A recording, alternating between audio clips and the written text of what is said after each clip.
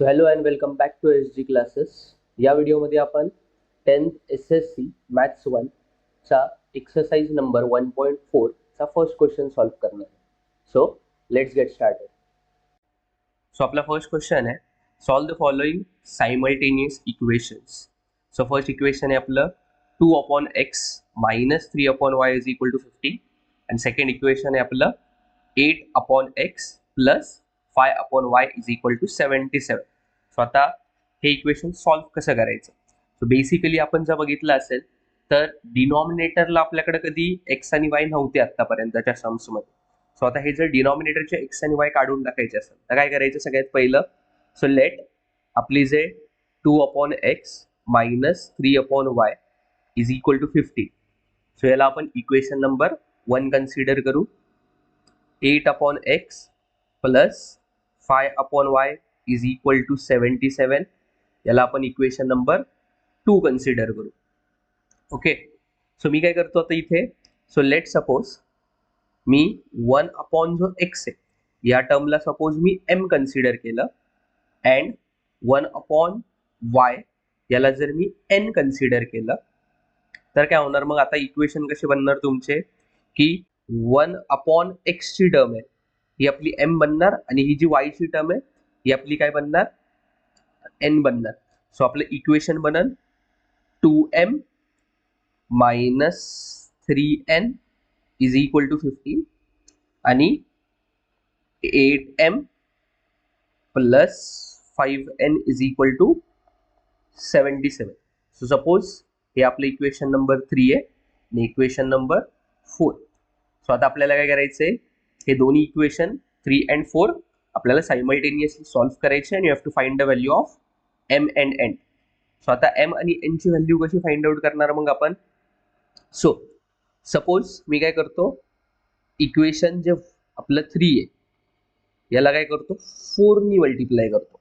So if you multiply equation 3 by 4 so काय होणार तिथं दोन तुमचा 2 4 जा 8 होणार 8m मायनस 3 4 जा 12n इज इक्वल टू 15 4 जा किती होणार तुमचं 60. So this is equation number 5. आता आपण इक्वेशन 5 आणि इक्वेशन 4 मध्ये बघितलं तर आपली जी m वाली टर्म आहे हे m वाल्या टर्मचे कोइफिशियंट सेम आहेत प्लस 8m याची पण साइन प्लस आहे. खालचं जो आपलं इक्वेशन 5 मधला 8m आहे याची पण साइन काय आपली प्लस आहे. जर साइन्स सेम असतील तर आपल्याला काय करायला लागतं, you have to subtract the equation. So suppose equation 5 minus equation 4.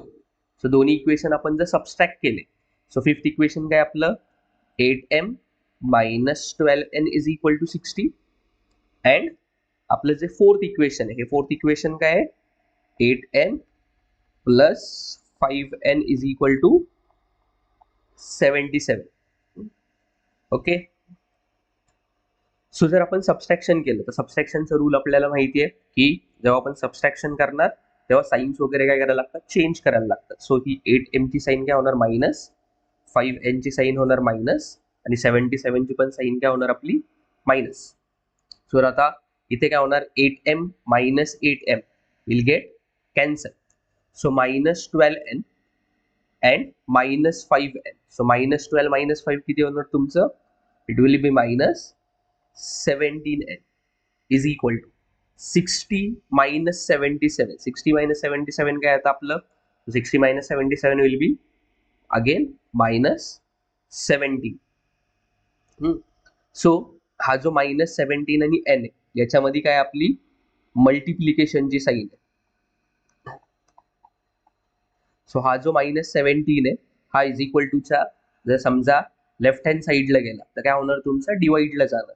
So your n will be equal to minus 17 upon minus 17. So minus 17 cancel होणार. So n will be equal to your 1. So आपली n ची value काय भेटली 1. So n 1 भेटले आता आपल्याला. So आता आपल्याला काय फाइंड आउट करायचं m ची व्हॅल्यू फाइंड आउट करायची. So how will you find the value of m. So substitute. So putting n is equal to 1 in any equation. So तुमच्याकडे आपल्याकडे किती आहेत आता टोटल 3, 4 आणि 5. या तिन्हीपैकी कुठल्या पण इक्वेशन मध्ये जर आपण n ची व्हॅल्यू 1 पुट केली तर आपल्याला m ची व्हॅल्यू भेटेल. सो सपोज आपण इक्वेशन नंबर 3 मध्ये पुट केलं. In equation number 3. सो काय भेटतं मग आपल्याला इथं इक्वेशन 3 मध्ये पुट केल्यावरती की 2m minus 3n is equal to 50. So n च्या ठिकाणी आपण काय सबस्टिट्यूट करणार आहे 1. So 2m minus 3 into 1 is equal to 15. So it is 2m minus 3 1 जा 3 is equal to 15. हा minus 3 जे is equal to च्या त्या साईडला गेला तर तो काय बनणार आपला plus 3. So it will be 2m is equal to 15 plus 3. So 2m is equal to 15 plus 3 किती येतात आता आपलं 15 plus 3 will be equal to 18. So 2 आणि m च्या मध्ये काय असणार आपलं मल्टिप्लिकेशनची साइन असणार. सो मल्टिप्लाय बाय 2 तिकडच्या साईडला गेल्यावरती काय होणार आपलं divide by 2. So m will be equal to 18 divide by 2. So 18 divide by 2 किती येतं. So m is equal to 9. So m ची व्हॅल्यू किती आली आपली 9 आणि आपली जी n ची व्हॅल्यू होती ती 1. आता आपल्याला m आणि n च्या व्हॅल्यूज भेटलेल्या पण आपल्याला फाइंड आउट काय करायचं होतं. We have to find the values of x and y. So x आणि y ची व्हॅल्यू कशी फाइंड आउट करायची. सो आता आपण कन्सिडर काय केलं होतं की 1/x ला आपण कन्सिडर केलं होतं m अँड 1/y ला कन्सिडर केलं होतं आपण n. सो आपण जर रिसबस्टिट्यूट केले so resubstitute values of m and n. So m आणि n ची व्हॅल्यूज आपण रिसबस्टिट्यूट केल्या तर what was the value of m. m ची व्हॅल्यू काय होती 9. सो इथे काय होणार तुमचं 1/x will be equal to 9 and similarly n ची व्हॅल्यू काय होती 1. So 1/y will be equal to 1. So जर आपण हा x इकडे मल्टिप्लायला नेला आणि 9 डिवाइडला आणलं so what will be the value of x. x ची व्हॅल्यू काय भेटणार आपल्याला 1/9. Same y will go for multiplication आणि 1 डिवाइडला आहे सो y ची व्हॅल्यू काय भेटणार आपल्याला 1. So this is how you have to find the value of x and y. So आपल्या x ची व्हॅल्यू आहे 1/9 आणि y ची व्हॅल्यू काय आहे 1. सो आपलं सोल्युशन काय असणार मग तिथं. सो आपण सोल्युशन कसं लिहितो x, y. So x, y is equal to is equivalent to 1/9, 1. So हे आपलं सोल्युशन आहे.